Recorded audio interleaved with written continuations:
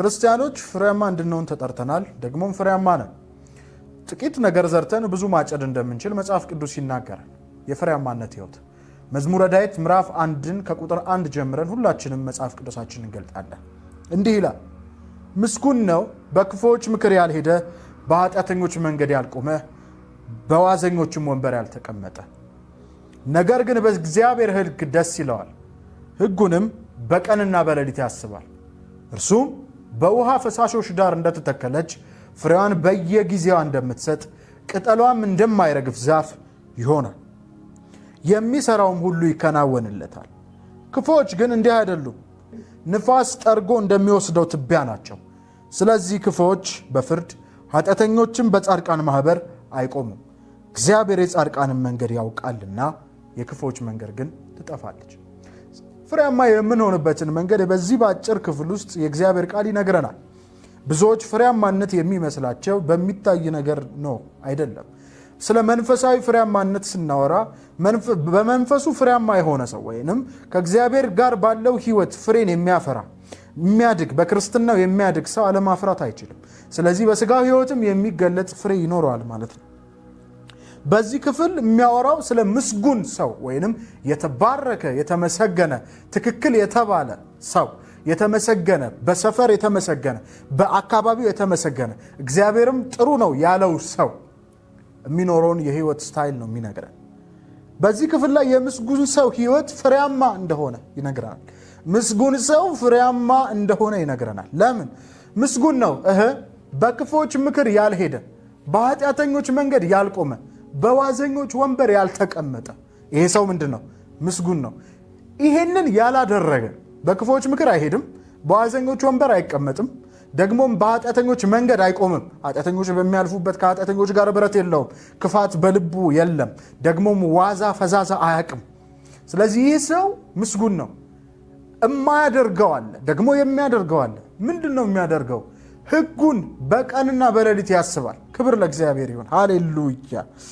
ሙካራባሻታስ በእግዚአብሔር ሕግ ነው ደስተኛ የሚሆነው ሰውዬ።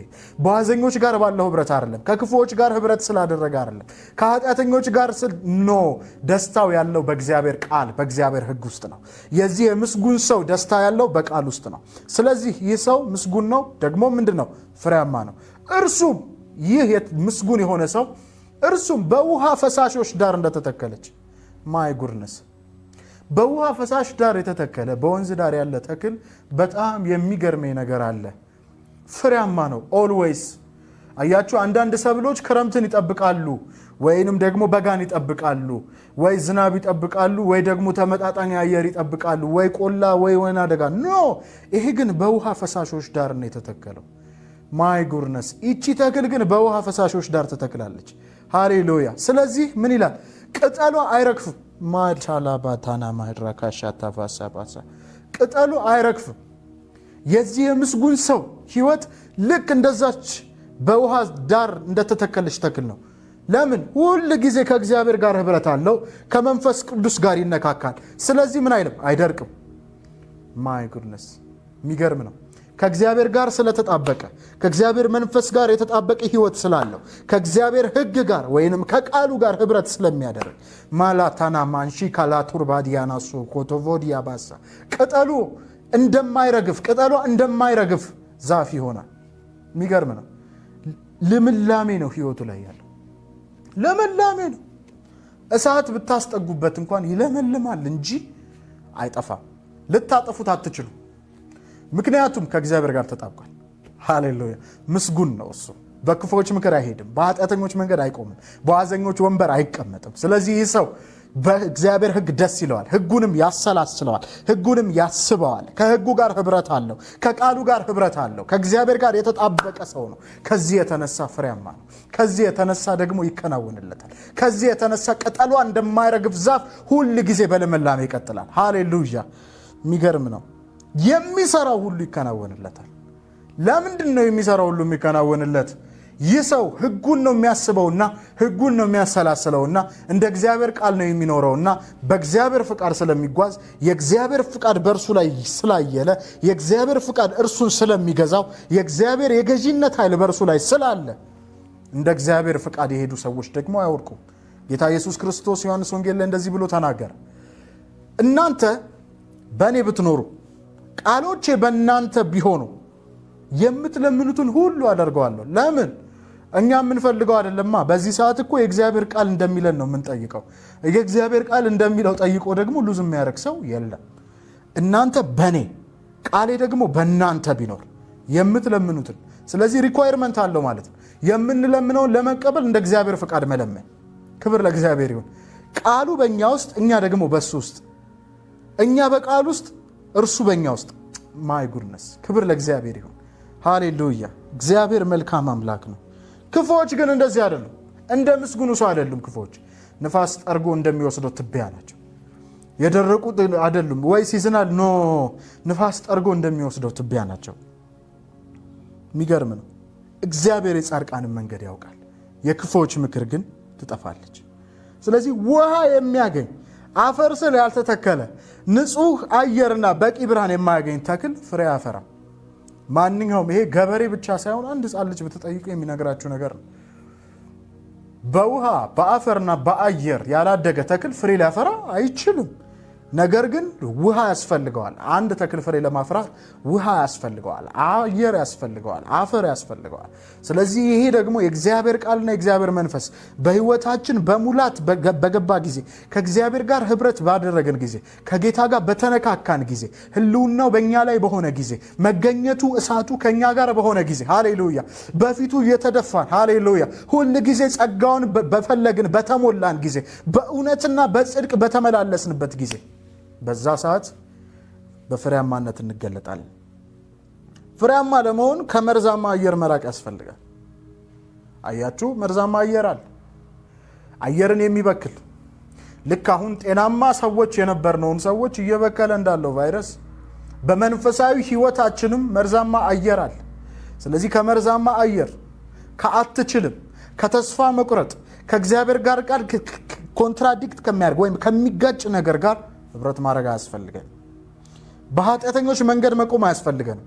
ኃጢአተኛ በሚተላለፍበት ምን አደርጋለሁ? ምንም አላደርግም። ኃጢአተኛ በሚቀመጥበት ምን አደርጋለሁ? ምንም። የኔ ስፍራ አይደለም፣ የኔ ሐሳብ አይደለም፣ የኔ ዓለም አይደለም። የኔ ዓለም መንፈሳዊ ነው። የኔ ዓለም የእግዚአብሔር ቃል ዓለም ነው። የኔ ዓለም የእግዚአብሔር መንፈስ ዓለም ነው። የኔ ዓለም መለኮታዊ ዓለም ነው። ስለዚህ በኃጢአተኞች መንገድ አልቆም፣ በዋዘኞች ወንበር አልቀመጥም። ዋዛ ፈዛዛ ጊዜን አላባክንም። በስንፍና በዝለት በተለያየ ነገር ጊዜን አላባክንም። ፍሬያማ ሆናለሁ። ፍሬያማ ለመሆን ተገቢውን ማዕድ ማግኘት ያስፈልገናል። ምስጉን ሰው ፍሬያማ ነው። ተገቢውን ማዕድ የእግዚአብሔርን ቃልና መንፈሱን ይወስዳል። በሕይወቱ ፍሬያማነት ይገለጣል። እንጸልያለን። የዘላለም አምላክና አባት እግዚአብሔር ሆይ ፍሬያማ እንድንሆን ወደ መንግሥት አምጥተናል። መንግሥትህ በእኛ ላይ ጎልታ ትታይ ዘንድ፣ ያንተ እውነት በእኛ ላይ ይገለጥ ዘንድ፣ አሁን ከሚገለጠው በላይ ይገለጥ ዘንድ፣ አሁን ከሚታየው በላይ ይታይ ዘንድ፣ የዘላለም አምላክና አባት ያንተ ፍሬ በእኛ ይፈራ ዘንድ፣ ያንተ እውነት በእኛ ይገለጥ ዘንድ የዘላለም አባትና አምላክ በጌታ በኢየሱስ ክርስቶስ ስም ከቃል ጋር ህብረት የምናደርግበት ጸጋ ያገኛል። ከቃል ጋር ህብረት የምናደርግበት፣ በጸሎት የምንቃትትበት ያንተ መንፈስ ሙላት በየቀኑ ይጨመርልን። የመንፈስህ ሙላት በተቀመጡበት ያገኛቸው። በጌታ በኢየሱስ ስም በመንፈስ ተሞሉ ተብሎ ተጽፏል። በወይን ጠጅ አትስከሩ፣ ነገር ግን በመንፈስ ቅዱስ ተሞሉ ተብሎ ተጽፏል። በየዕለቱ ሙላት ያገኛት ቤተክርስቲያንን፣ በየቀኑ ሙላት ያገኛት ቤተክርስቲያንን፣ በየቀኑ ሙላት ያገኛቸው ቅዱሳንን የዘላለም አምላክና አባት እግዚአብሔር ሆይ ከሙላት እንድንካፈል ጠርተናል። መንፈስህን ዕለት ዕለት መሞላት ይሆንልን። በፍሬያማነት ለመገለጥ፣ አንተን በሚያከብር ህይወት ለመገለጥ ዕለት ዕለት መንፈስህን መሞላት ይሆንልን። ቃልህ ጋር ህብረት ማድረግ ይሆንልን። ካንተ ጋር የተነካካ ሰው ሊነካው የሚችል ነገር የለም። ይልቁን ገደብን ጥሶ ይሄዳል። ገደብን ይሄ አመኬላን ጥሶ ይሄዳል። ፍርሃት ህይወቱን አያገኘውም። በጌታ በኢየሱስ ክርስቶስ ስም ካንተ ጋር ህብረት እናደርጋለን። በፍሬያማነት እንገለጣለን። የአባቴ መንፈስ ቤተ ክርስቲያንን በዚህ እውነት አስታጥቃት፣ ቅዱሳንን በዚህ እውነት አስታጥቃቸው። የቃል ኃይል በውስጣችን ይግባ ይጠጠቅ። የመንፈስ ኃይል በውስጣችን እየተሞላን መሄድ ይሆንልን። ኃይል እንዳያንሳት፣ ቤተ ክርስቲያንን ኃይል እንዳያንሳት፣ አገልጋዮችን ኃይል እንዳያንሰን የዘላለም አምላክ ዕለት ዕለት መሞላት ይሆንልን። የክብር አባት ስም ይባረክ። በጌታ በኢየሱስ ስም አሜን።